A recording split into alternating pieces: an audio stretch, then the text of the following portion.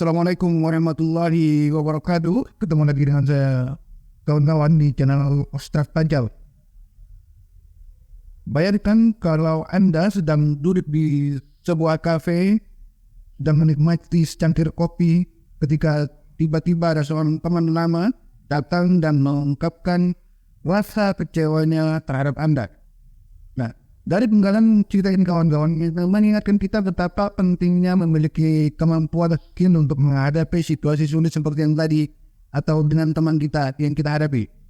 Kawan-kawan, dalam hidup ini kita tidak bisa menghindari konflik, terutama dengan teman-teman kita, dengan orang terdekat kita. Menangani situasi sulit dengan teman secara efektif bukan hanya penting untuk menjaga hubungan, akan tetapi juga dapat memperkuat ikatan tersebut. Nah, dalam pertemuan kali ini kawan-kawan, kita akan memberikan bantuan lengkap dan bantuan yang sangat ampuh tentang cara menghadapi teman dalam situasi yang sulit, situasi yang menantang. Kemudian masalah apa saja yang serta solusinya yang sering kita hadapi. Yang pertama adalah kesalahpahaman kawan-kawan. Kesalahpahaman seringkali menjadi sumber konflik. Miscommunication bisa terjadi karena berbagai alasan, mulai dari pesan yang tidak jelas hingga asumsi yang salah. Nah, untuk mengatasinya kawan-kawan, pastikanlah untuk mendengarkan dengan baik dan meminta klarifikasi sebelum Anda bereaksi.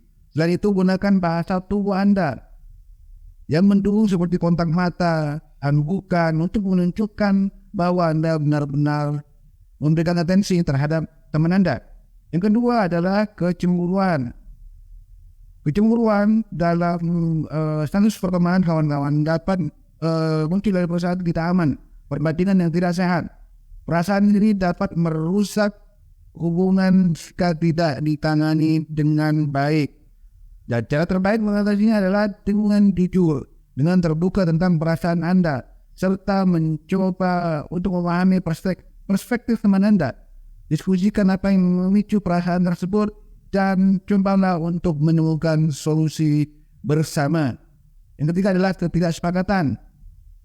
Kawan-kawan, ketidaksepakatan adalah bagian alami dari setiap relationship atau hubungan.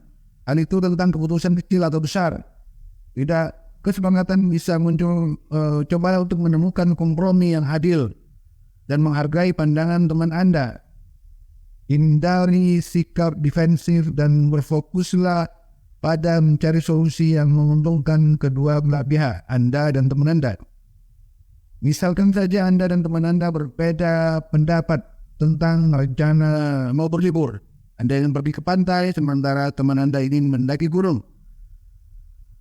Dalam situasi ini kawan-kawan, perlunya untuk mendengarkan alasan di balik preferensi masing-masing.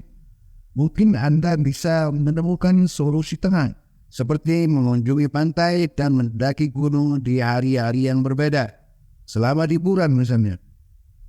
Kawan-kawan, ketika konflik mencapai puncak, misalnya saat teman Anda merasa sangat tersinggung karena sesuatu yang Anda lakukan, keputusan penting harus diambil.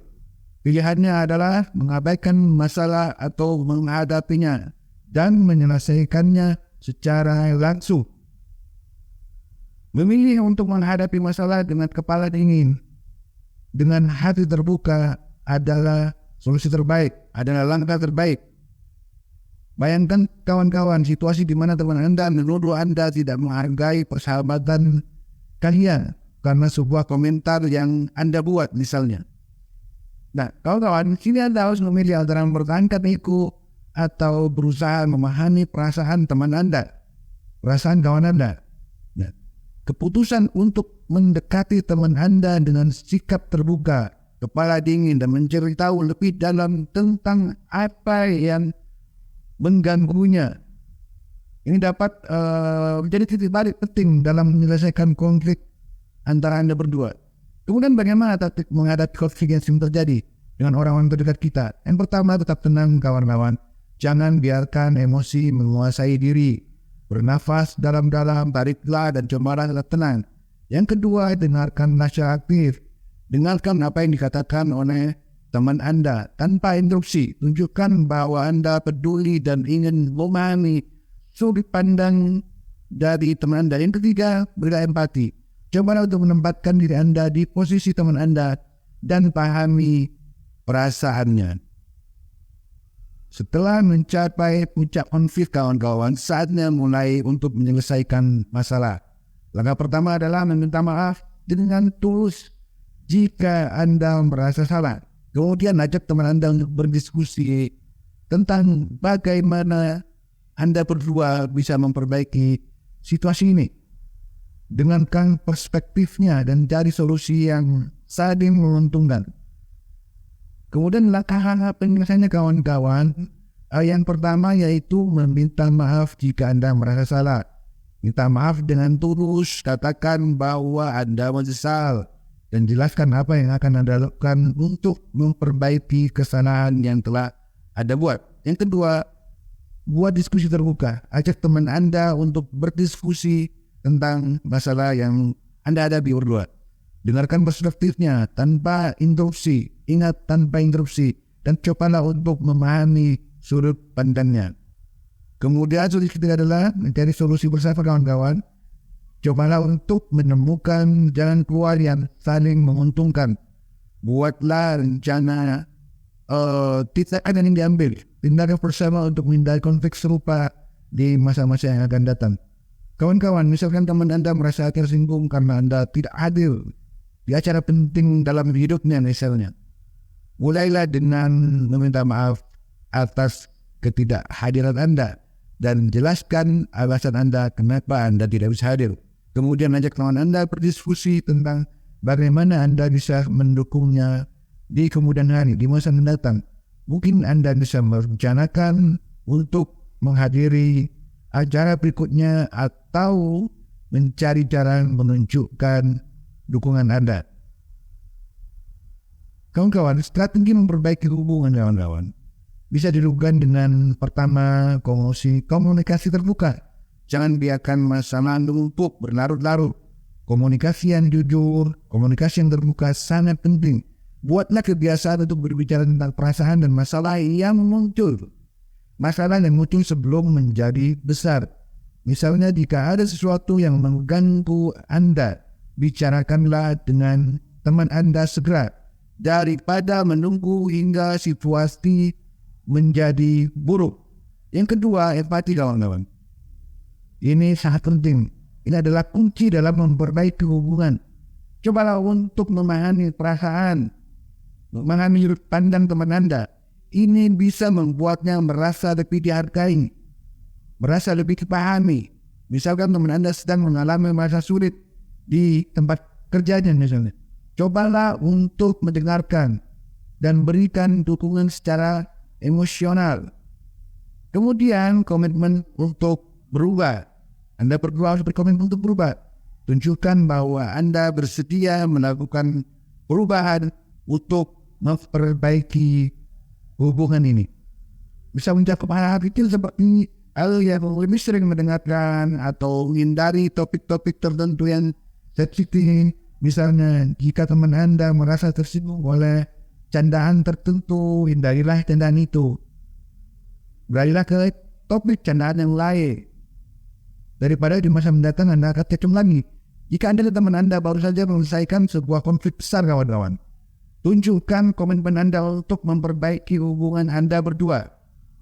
Dengan mengajak kawan Anda untuk berkumpul secara rutin, bertemu secara rutin, berbicara tentang perasaan Anda, perasaan teman Anda. Misalnya bisa merencanakan makan siang misalnya bersama setiap minggu, menjaga komunikasi tetap terbuka, saling mendukung satu sama lain, baik dan buruk, up and down. Jangan ragu untuk berbagi pengalaman Anda kawan-kawan dalam menangani konflik dengan teman-teman atau orang terdekat Anda. Jika Anda menemukan video ini bermanfaat untuk Anda, tonton dan kaitkan dengan saluran Anda di tempat lain. Semoga yang lain mendapatkan wawasan dengan adanya video kali ini kawan-kawan. Silahkan di-share, jangan lupa like dan subscribe-nya. Mudah-mudahan ini bermanfaat untuk menjadikan pelajaran agar kita bisa selalu memperbaiki hubungan kita dengan teman kita. hubungan kita dengan keluarga kita, hubungan kita dengan lingkungan kita, baik di lingkungan rumah, lingkungan kerja, ataupun di lingkungan sosial lainnya.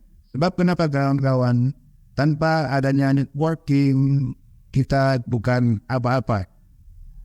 Tentu saja kita tidak bisa bekerja sendirian kawan-kawan. Kita butuh karyawan, kita butuh pembantu, kita butuh selalu membutuhkan hal-hal yang ya lukanya terus sebagai manusia, sebagai makhluk sosial. Kita aja mandi, walaupun kita mandi sendiri, kita butuh sabun. Dan ada orang yang bikin sabun. Di sana itu sudah ada interaksi sosial kawan-kawan. Kalau Anda jenis bahwa hubungan sosial ini yang penting, Anda tidak akan menyanyiakan video ini. Silakan share. Sampai jumpa di video-video berikutnya yang lebih keren lagi. Assalamualaikum warahmatullahi wabarakatuh.